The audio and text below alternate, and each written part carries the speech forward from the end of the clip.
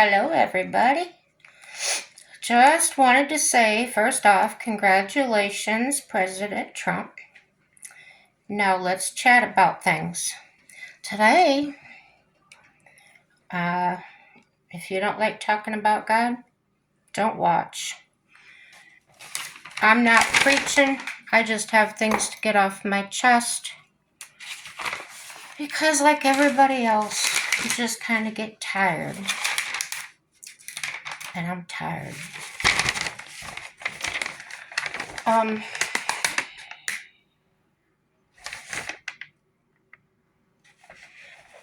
Alright. The word is religion. And I looked it up to get different definitions and different viewpoints on what that word exactly means to people. Personally, I've never wanted to be called religious. I didn't know why, but I just didn't like it. After reading this, I'm really glad I don't want people to call me that. Okay. Number 1 is what I read. Religion is the belief in and reverence for a supernatural power or powers regarded as creating and governing the universe. Okay. Here's the thing. God doesn't govern us. It's plain and simple. The Bible will tell you the truth in that. Those of you that will not read the Bible because it was written by man, you're reading this stuff and you're believing that.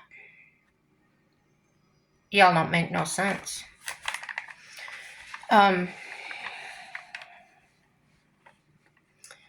Supernatural power or powers, yada yada. Are we watching Charmed here or witches? I don't get it. Superheroes, maybe?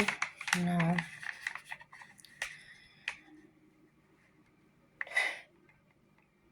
Governing the universe. He's not a governor. No. God is. God was. And he will be forever. He is the big I am. And that's what God is.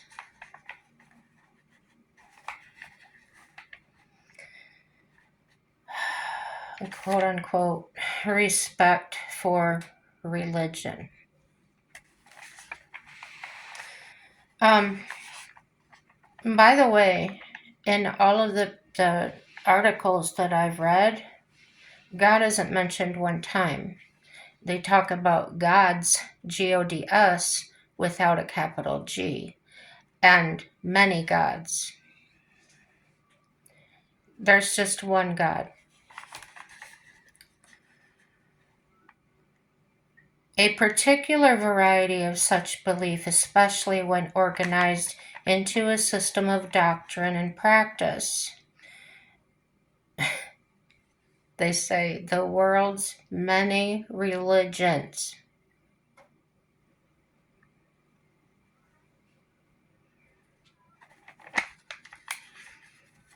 So if you're someone that religiously goes to dinner every Friday night, that's your religion, right? I mean, this is very confusing. Number 3 is a set of beliefs, values, and practices based on the teachings of a spiritual leader. Really now. So somebody gets up and speaks to you and tells you all these things to believe in and all these things to do. You're going to believe that person over with the truth. Anyhow, that's from the American Heritage Dictionary of the English Language. So I wanted another viewpoint, so I went to the Britannica. This one's even stranger to me. Human beings' relation to that which they regard as holy, sacred, absolute, or worthy of a special reverence.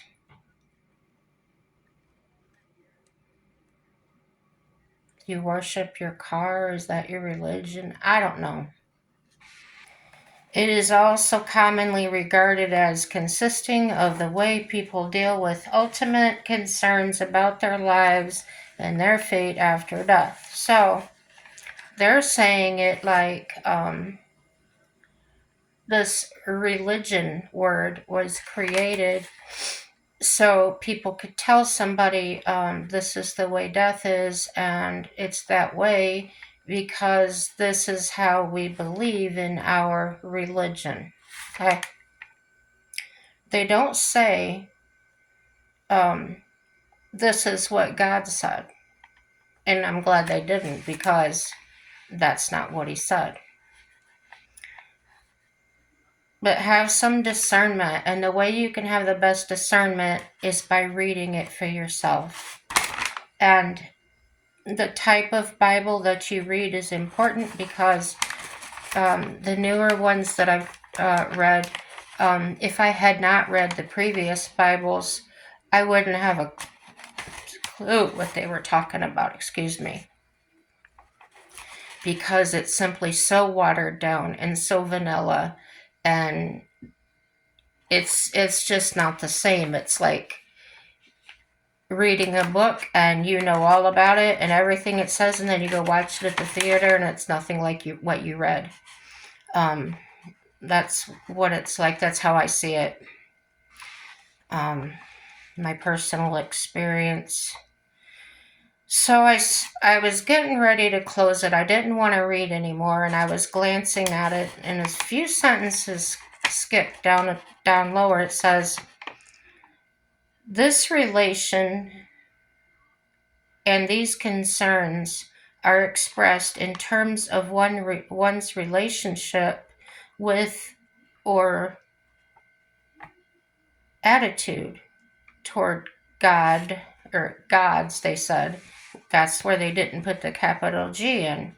So it's a relationship with all these gods, or spirits. So to me, by omitting God, they're dismissing him and saying he doesn't exist, just by omittance. So in more humanistic or naturalistic forms of religion,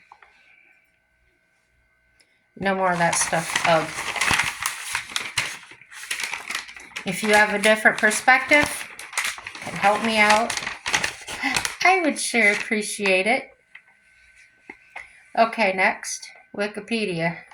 It gets better and better.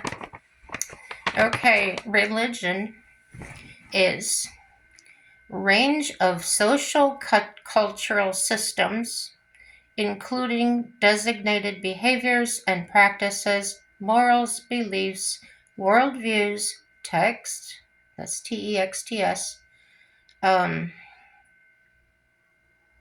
sanctified places, and so on.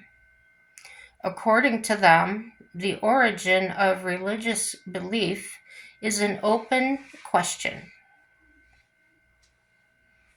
Well, if you know, you know, there's no question. Okay, is an open question with possible explanations like awareness of death, sense of community, and dreams. So that's what I was kind of getting into a few sentences ago, was saying that this was, the religion was made up to explain these things away. And that omits what God actually told us about those things and why they exist. So it's puzzling to me. When you know the truth, you'll see it. You'll just see it. You might not see it the way I do. You probably won't, but you'll see. it goes on and on. I just didn't like or comprehend what they're saying. But it does make me think about why I don't want anyone to call me the title or title me as religious. I've just never liked that word.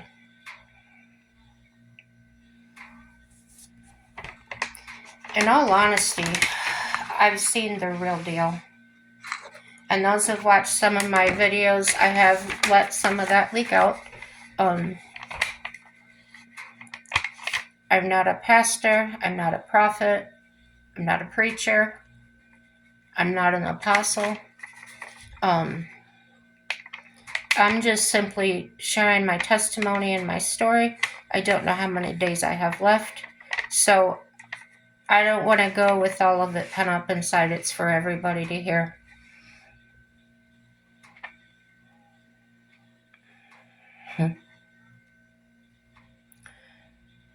Take this next sentence for what it's worth, because it's just out of my brain, and as I'm rereading it, it doesn't sound quite right. But I said, you can usually spot the BS coming from far off. Now, that's not meant to imply that you'll become clairvoyant and things, but God still gives one. He still gives people gifts, okay? There are some to this day that can still speak in tongues. They can be given visions or word to speak, things like that. But God still chooses them, and He chooses the gifts that He's passing out, very carefully selected them. And a man or woman that does good things, lives a good life, can be someone ugly inside, not cleansed by God, not fit for His own reasons. And the opposite looking, acting criminal may enter and live with God. This isn't for us to concern ourselves with, though. It's not for us to get on a kick and say, oh, that person's going to, where, because they did that. Because we can't say that and know that it's true. That's up to him. And spending so much time worrying about those things, it's like everybody's trying to do the boss's job at the same time, and the rest of the body isn't getting things done. So if you're a hand of God, then be a hand. If you're a foot, be a foot, and so on. We're all the body of Him. If you feel that you just dislike, quote unquote, organized religion, and I brought that up because I can understand that term. I used to feel that way, and I used to think that way. I'd love for everyone to come to their own understanding and experience the true freedom that there is. Now, this part's kind of scare me because in this country we have freedom of religion. There's that word again, freedom of religion, okay? Personally, I don't like labels placed on people in this sense. For instance, if I was asked, what's your religion? My answer is none. Well, then what do you believe in? Not religion. I don't believe. I know that God is, was, and always will be. I know Jesus died on the cross. I know we are given freedom for love. We're given freedom for love. We're given joy in exchange for our sorrows and our sadness. There's so many things. I could talk for years on it. And no, I don't know the Bible. I've read it. Many things I didn't comprehend. And I may never comprehend them because I'm just me. But anyway, that our sins have been bought and paid for, and all we owe.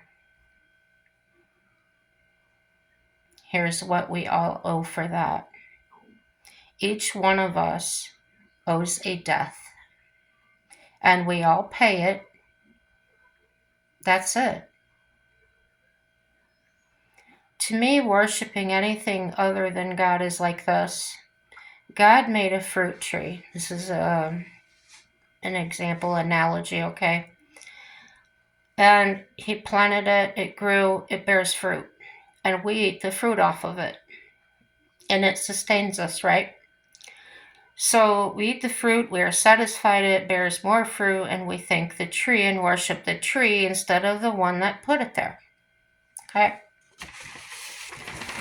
So when I look at things in that perspective, you can probably listen to me and understand where I'm coming from. When you put those type of glasses on and you look through those lenses that I just described,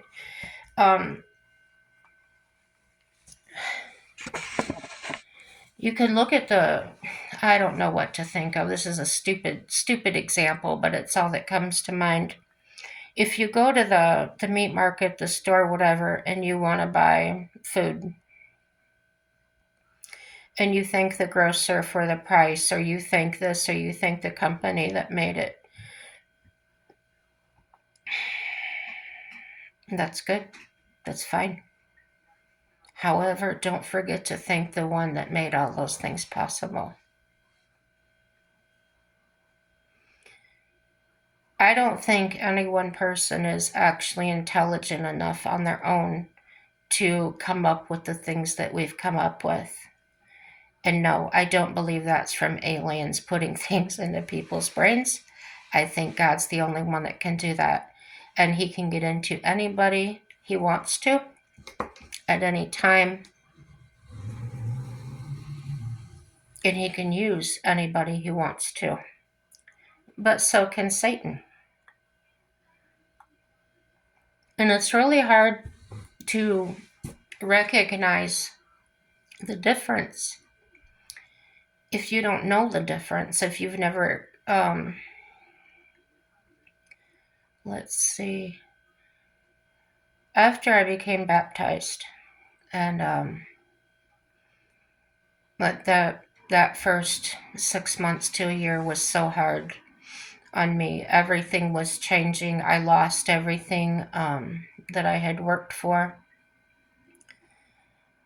I got cancer, got a $350,000 bill that I couldn't pay, filed bankruptcy. I lost everything.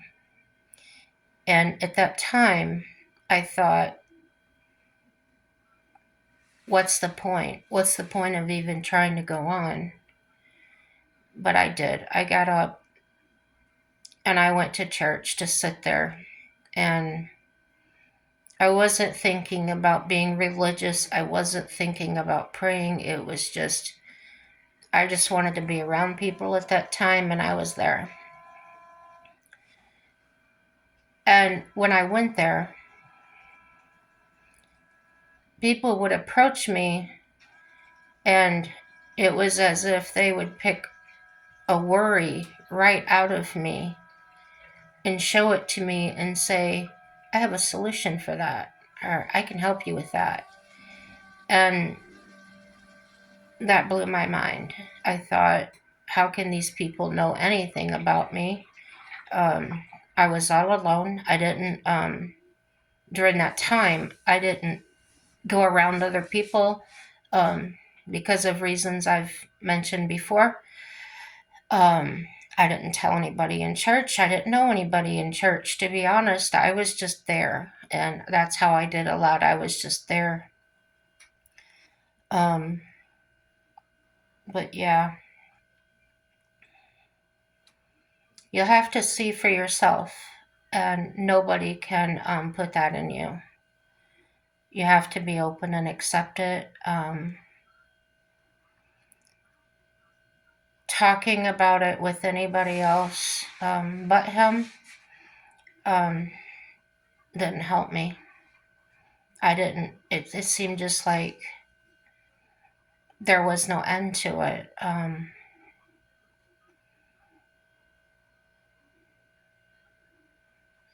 But years after I went through that, I remembered it and I looked back on it and I actually smiled. I was like, wow, I was actually rescued. Look how much stuff I went through.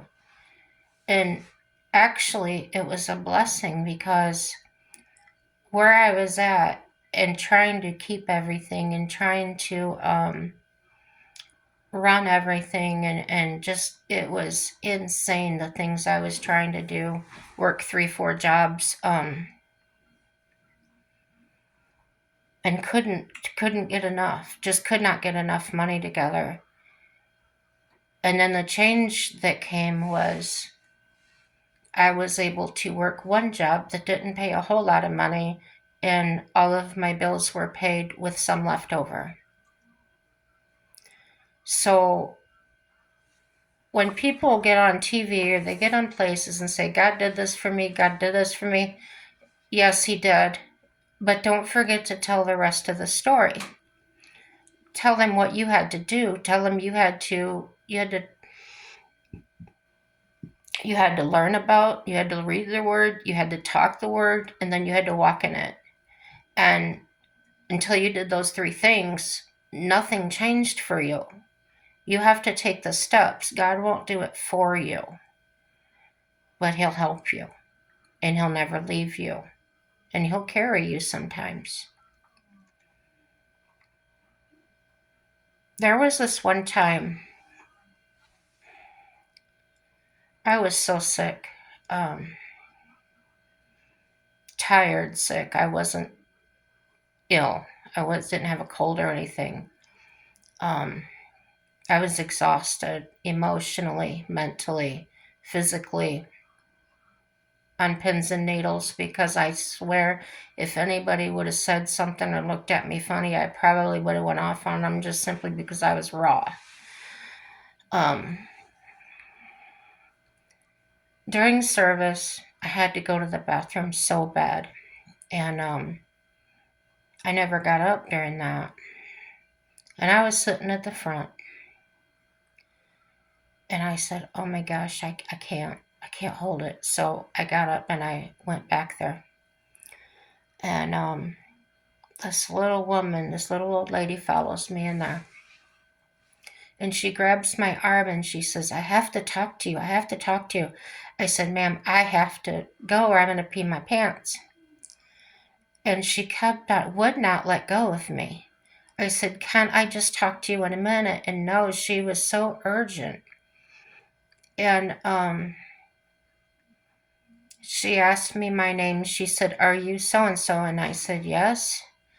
And she said, I was sitting back there and the Lord told me that I had to give you something.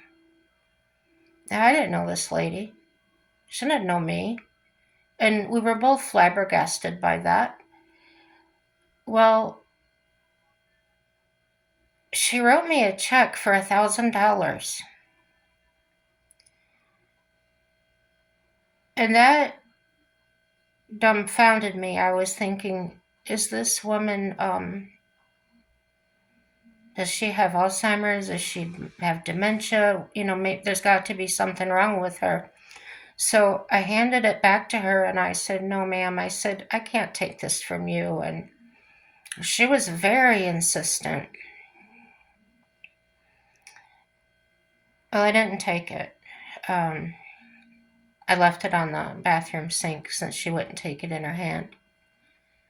And I left church that day. Now, she was sitting in the back and I was sitting at the front. My jacket never left my side. It wasn't hanging anywhere. But when I got back into my van and I stuck my hand in my pocket to get my keys, that check was in there. I've seen it. One time my car caught fire. So I didn't have a car.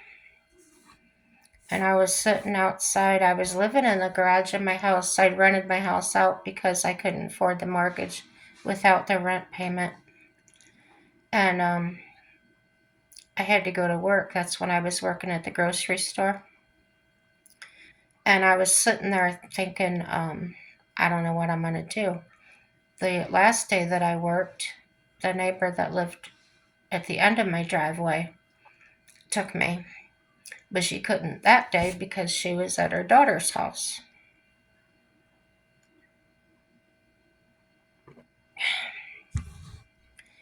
And I was getting close to the time I was just going to have to call him until I couldn't come in.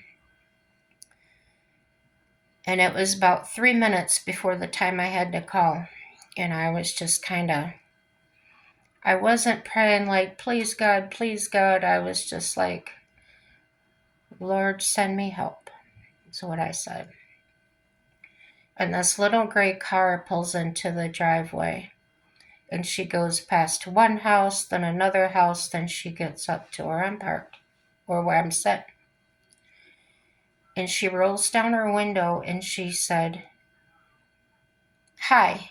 I said, "Hello, can I help you?" She says, "The strangest thing just happened to me." She said, "I passed the road that I lived on, or that I live on." And I said, "Well, I'm sorry, do you want to turn around here?" And she says, "No." She said, "Right away, I think it was God that spoke to me and told me that somebody here needed a ride to work." Yeah, true story. I was flabbergasted. She was flabbergasted. But she was obedient. She heard that voice and she did it.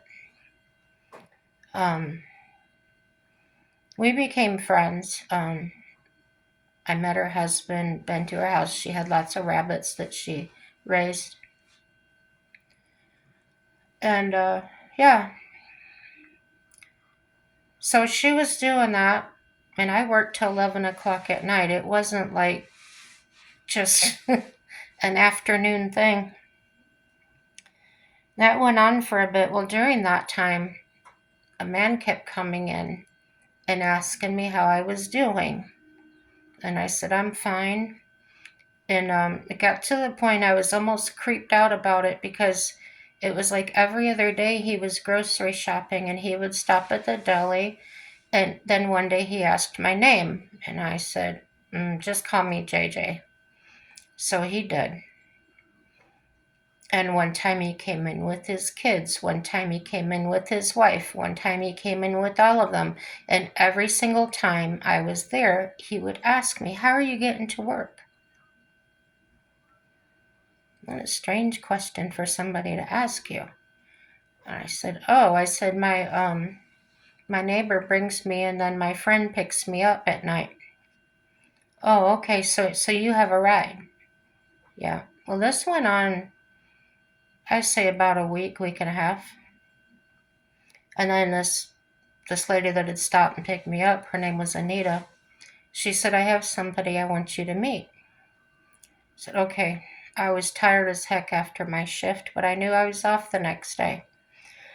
So we went to this lady's house, and her name was Pearl. And she was in congestive heart failure. She was not well at all.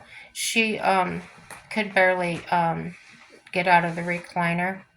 Well, when I walked in there, that lady come up live out of that recliner, and she says, "The Lord's been telling me and telling me all about you." Well, my first response, my first thought is, well, Anita had told her everything about me and all. She knew everything. And Anita looks at me and she says, "Honest to God," she said, "I just brought you here to meet her." I didn't tell her anything other than I wanted to bring a friend over. And Pearl said, "Yeah, that's all she said was she'd like me to meet you." And I was like, okay, I can believe that's because that's all she said to me. I still had my doubts. I'm human. So that lady claimed to be a prophet of God. I'm not going to doubt her. I'm not going to say she is or isn't. But she said that by Sunday, this was a Saturday night, I think, or a Sunday night. She said, in 7 days, the Lord tells me in 7 days, somebody's going to bring you a car, an automobile. Oh, okay. Whatever. And the 7 days came and went, and I'm like, see, I told you, it's not going to happen. And this Pearl had asked Anita if my car came yet. And she's like, no, I'm still picking her up. So she asked to bring me back over there. Oh, okay, here I go. So I get over there, and she gets up, and she's dancing around the living room with her hands up in the air and speaking in tongues and everything that I didn't understand, because I was very new. This was even before I was asked to be baptized again. So she prayed. she prayed the blood of Jesus and everything. She was freaking me out. And she said, Lord, whoever it is that's supposed to bring this to her, light a fire under their backside. Okay. Uh-huh. I'm ready to go home and go to bed. I'm tired. That's all I could think of. So go home. And I go to work all week. And that guy Tim hadn't come in or anything, so I was like, good to go. Until Saturday night. The day before, she said this person was going to bring me this vehicle. And we were closing. I had everything cleaned up. I was just washing up the last couple of dishes. And this guy comes in, and the meat counter, the deli display counter was right behind where I was doing the dishes at. He came running through that store, and he smacked both of his hands on that plastic, and I jumped so far. I threw the spoon up in the air that I was washing. And I turned around. He goes, JJ, really loud. I turn around. I go, what? He says, how are you? And then he goes, never mind. He goes, what are you doing in the morning? I said, what time? I said, I'm off tomorrow. Do you need some lock work done? And he goes, no. He goes, I'll be over to your house about 10. Okay. So sure enough, Anita came over because she wanted to be there. She didn't know what this guy wanted with me either. So we're both standing in the living room, and here comes this gray Oldsmobile, an Olds 88, which is a decent car. It was an older one, like a 90, I think it was, and then a pickup truck. And we go out there, and he jumps out of the car. He can't give me the keys fast enough. He can't give me the title fast enough. He puts it on the wall. He marks a big 0 through it, and he's shaking, and he's red. And I said, what? He says, I got to tell you, he's so frantic. And I said, just slow down. I said, do you want some water or something? He goes, no. He goes, I got to tell you this. He said, that night I came into the store and talked to you and told you I'd be over. I said, yeah. He goes, I kept hearing this voice or getting this strong feeling that telling me that you needed a vehicle. And I kept arguing with myself about it. I don't know this woman. Why would I give her a car? I don't have a car to give her. I don't know her. And I said, so that's why you kept coming and asking me every day how I was getting to work. He says, yeah. He goes, I just couldn't imagine why I would give a stranger a car. And did you even need a car? And all these questions. And I said, Anita and I looked at each other in amazement because of what Pearl had said. So, right then and there, Anita and I asked him if he knew Pearl so and so. Rolled his eyes up. He goes, I don't think so. And I said, well, she's part of such and such church. It wasn't my church. And she sings, and her family has a band. And he says, no, I've never heard of them. And I thought that was odd because it was such a small town.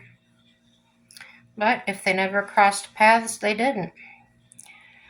So we told him what she said. And he said, are you kidding me? I said, no, why? He said, Saturday night after I came in there, or Friday night after I come in and saw you, this is why I came in so frantic when I did. He said, I was sitting in the recliner reading to my son, and out of nowhere it felt like a bolt of lightning hit me in the back. My chair went forward, dropped my son on the floor, and that thought came to me so strong that I had to give you a car. And he's standing there shaking. I mean, trembling all over. And I didn't know what to think of that. He can't tell me enough. He's showing me everything he did the car. He had everything rebuilt. I mean, a very nice car, brand new tires.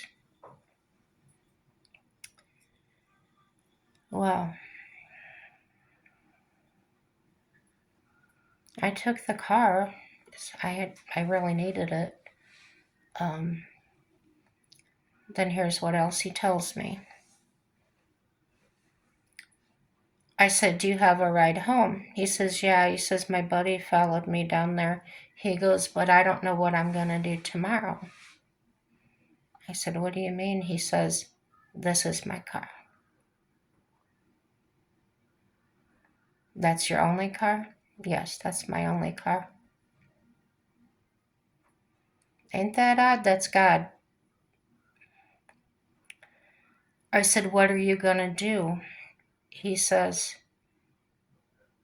I know my God and I know he'll provide for me. It's just that I've never heard him tell me or ask me to give up something or give somebody something, especially that large, or it was the only one I had. And he said, but I believe he gives us tests. And he says, I feel terrible because I feel like all this time you could have had a car to drive, but I just wasn't believing in him to know enough that he was telling me to do this, that someone really needed it. True story, guys. And believe it or not, it's true. I had that car for a long time, and then I found a van that I could use more for my business. So I sold the car, and I used that money to get the van. And away I went. But all this happened after the scary stuff happened, but I was still in a really bad way. But the bad way still wasn't over with, but I had that help in the middle of it. And that lady that had given me that money, I was able to make my house payment and buy an expensive riding mower. I had 4.5 acres to mow, and I had sold my horses to make house payments before the divorce and that. So yeah, he provided when I needed it. I didn't beg for it. I didn't ask for it. I didn't expect it. But it was there. I hope that encourages everybody to believe. Um, don't rely on religion. If somebody tells me they're religious, I go the other way. They scare me. So here's what happened to me today. See these nice little red spots? I decided to get my happy butt up and go to the grocery store because I had to have milk and bread. I just had to have it. Tomorrow's payday. I could have gone shopping tomorrow, but I had to have it today. I think more so I just needed to get out of the house. I haven't been out a while, but then I thought, well, you dummy, you're going to to 2 doctors tomorrow. You could have done it tomorrow. But no, I went out and I started Bubba, and guess what? It was negative 25 degrees. I thought he wasn't going to start, but he started first try. It just,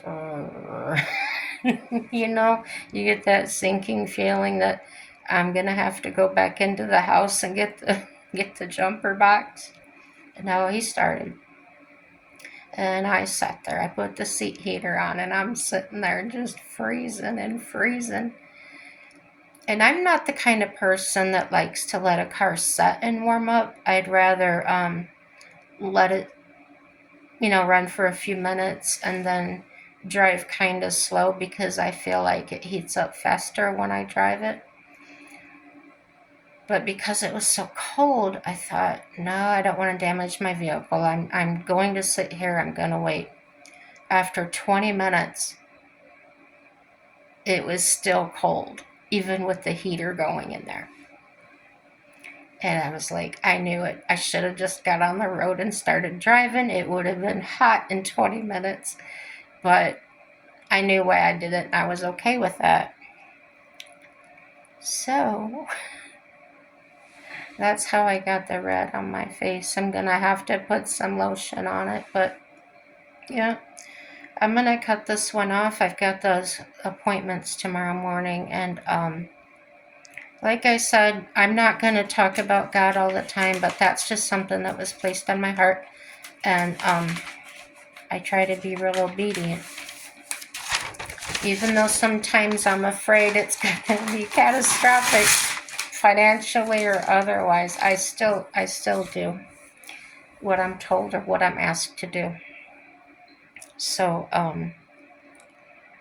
yeah, if you're a believer or not a believer, or you're religious or not religious, find your own path.